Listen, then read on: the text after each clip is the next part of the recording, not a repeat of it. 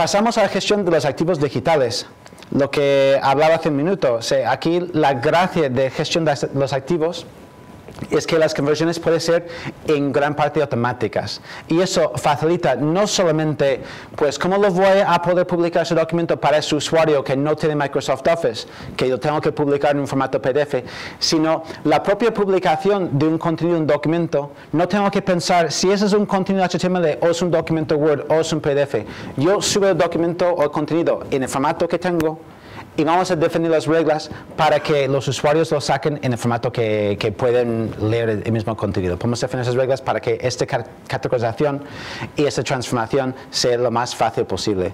En el mundo de las imágenes, sobre todo, imaginamos si tuvimos que definir cada vez que subimos una imagen, definir una vista pequeña para que cuando estoy navegando por todo el repositorio a ver las pequeñas imágenes o bajar las imágenes enteras para simplemente encontrar cuál necesito, pues estamos hablando de un aumento de ancho de banda, de una lentitud que para muchos usuarios sería inaceptable. En este caso, generamos automáticamente todos los thumbnails, las imágenes pequeñas, los vídeos, etcétera, para que el usuario pueda ver y lo pueda escoger la información que necesita.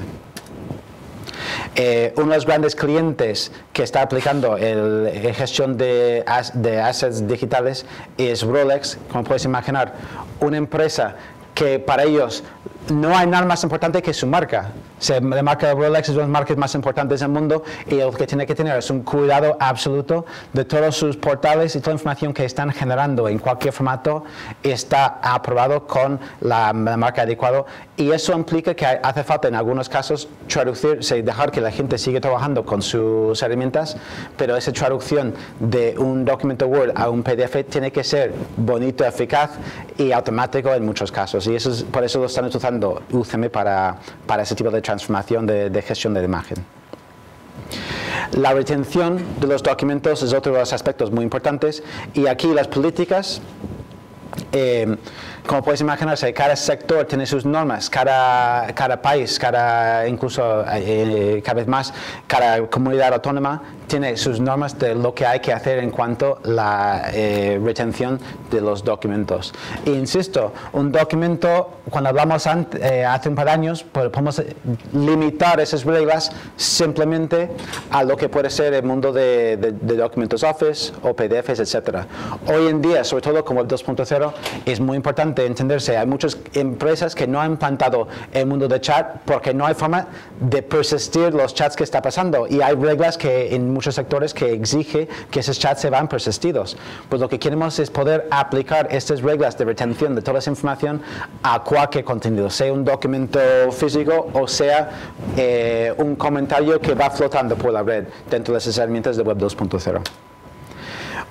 Una de las grandes empresas que está aplicando esas reglas, como puedes imaginar, en el mundo del sector financiero, ING, que es una de las grandes empresas europeas del sector, está aplicando reglas de retención de forma universal en su uso de UCM.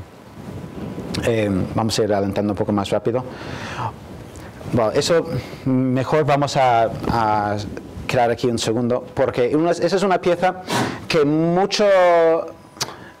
iniciativas, muchos proyectos de gestión de contenidos o gestión documental ni lo tienen contemplado porque no sabe si eso va a ser fácil, complicado de implantar.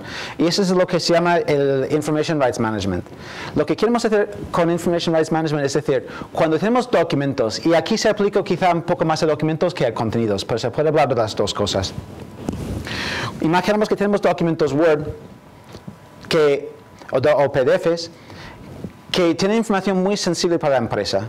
Pues podemos definir todas las reglas posibles de quién tiene acceso a bajarlo, pero al final del día, cuando más restringimos el acceso a los documentos, encontramos con que, oye, yo no tengo acceso, entonces llamo a alguien que sé que tiene acceso, oye, pásame una copia que me gustaría verlo. Vale, pero solo puedes ver aquí. Mientras tanto, voy a imprimir una copia para que la lleve a casa a leer. Pues yo tengo una copia en papel de información muy sensible. Todo eso puede llegar a ser muy complicado. Entonces, ¿cómo podemos gestionar esta información? Sobre todo cuando no tenemos este repositorio universal, porque claro, si tenemos todo en un único repositorio podemos aplicar derechos a ello. Pero lo que queremos decir un poco más allá, cuando hablaba antes de la federación y la forma de poder proteger los datos que estén dentro del repositorio y los datos que estén fuera, aquí hablamos de la posibilidad de aplicar lo que se llama el IRM, Information Rights Management, donde podemos encriptar, empaquetar un documento de tal manera de que para que alguien lo abre, lo tiene que primero autenticarse contra el servidor que está protegiendo esos documentos. Entonces el documento no está en el servidor, pero los derechos de abrirlo están en un repositorio único. Y eso implica que cuando alguien abre un documento, también podemos decir que esa persona tiene posibilidad de verlo, pero no lo puede imprimir. E incluso, tal como tienen implantado los plugins para Office, para ver esos documentos de Office y las demás herramientas, no puedo hacer ni una captura de pantalla si no tengo derecho a hacerlo. Está protegido a nivel de Windows el acceso de visualizar los documentos. Entonces eso me permite que puedo garantizar que nadie va a hacer capturas de pantalla sin imprimirlos porque yo he protegido en Word. Está realmente capado el acceso al documento si los datos son a nivel son tan sensibles que lo requiere. Uno de los grandes casos donde está claro la necesidad de ese tipo de herramienta es cuando hablamos de Renault y McLaren y todos los problemas que han tenido hace un par de años con respecto al espionaje industrial de sacar información sobre cómo están hechos los coches, pues ellos después de este problema empezaron a implantar IRM dentro de sus organizaciones, los dos, pero sobre todo el equipo de Renault, para proteger esos documentos, para que casi nadie tiene capacidad de imprimir ningún documento. Había 4 personas que podían imprimir documentos. Todos los demás, había algunos que lo pueden leer físicamente cuando está conectado, pero el día que se va alguien, esta información, este permiso está capado y aunque se cruza la calle, se va a un internet café para intentar conectar con el VPN y sacar cosas, ya se puede capar su acceso y aunque tiene físicamente el documento en la mano, en un pin drive, no lo pueden abrir. Entonces, eso es la gracia de IRM. Y finalmente, hablamos del motor de búsqueda. Uno de los grandes componentes y lo que estamos viendo, IRM y el motor de búsqueda no requiere UCM, es de que son componentes que ya tienen contemplado este concepto de federación. No tengo todos los datos dentro del repositorio, no tengo que tener todos mis contenidos dentro del repositorio para poder utilizar esas herramientas. Entonces el motor de búsqueda es otro que es sencillo, es rápido y lo que devuelve es relevante. Y además puedo integrarlo con mis reglas de seguridad. No devuelvo 1000 resultados de documentos cuando solo tengo derecho a abrir 5. Me va a devolver los 5 porque está preintegrado con UCM, pero con otros repositorios también se puede integrar con las reglas de acceso a los contenidos. Y aquí uno de los ejemplos es Mitsubishi. Dentro de Europa y a nivel mundial está integrado el motor de búsqueda no solamente con UCM, sino además con todas las bases de datos, los servidores de correo y los servidores de ficheros. Aunque los servidores de correo están en Lotus Notes y los servidores de ficheros están utilizando NTFS de Microsoft. Todo está indexado con derechos de acceso en un único buscador. Entonces, vamos a ver cómo vamos de tiempo. No tengo... Perfecto, gracias, Enrique. Entonces, ahora quiero pasar, la última parte es hablar de lo que nosotros consideramos los 10 requisitos para la siguiente generación de un gestor de contenidos. Yo creo que ya he hablado mucho de la funcionalidad que aportamos dentro de UCM, pero vemos que lo que está exigiendo los clientes y sobre todo lo que está exigiendo este giro al Web 2.0 y Enterprise 2.0 tiene ciertas exigencias sobre el gestor de contenidos. Vamos a ver cómo nos acoplamos a esas exigencias.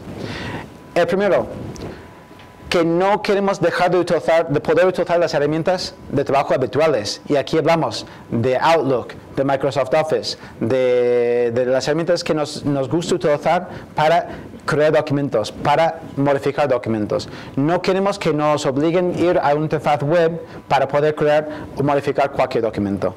Entonces, en el mundo de UCM, eso lo cumplimos perfectamente. Lo que tenemos es lo que se llama el Desktop Client, que se instala los plugins por encima de Office y Outlook para los usuarios que les interesa seguir utilizando sus herramientas de trabajo habituales. Eso me permite ver en el Windows Explorer carpetas como si fuera un sistema de ficheros, pero en el fondo está conectado a UCM. Y allí podemos rastrear, saltar documentos de forma sencilla. E insisto, por detrás, cuando saltamos un documento, eso se puede disparar un flujo de aprobación, puede disparar conversiones, transformaciones, etcétera, etcétera, a esos contenidos.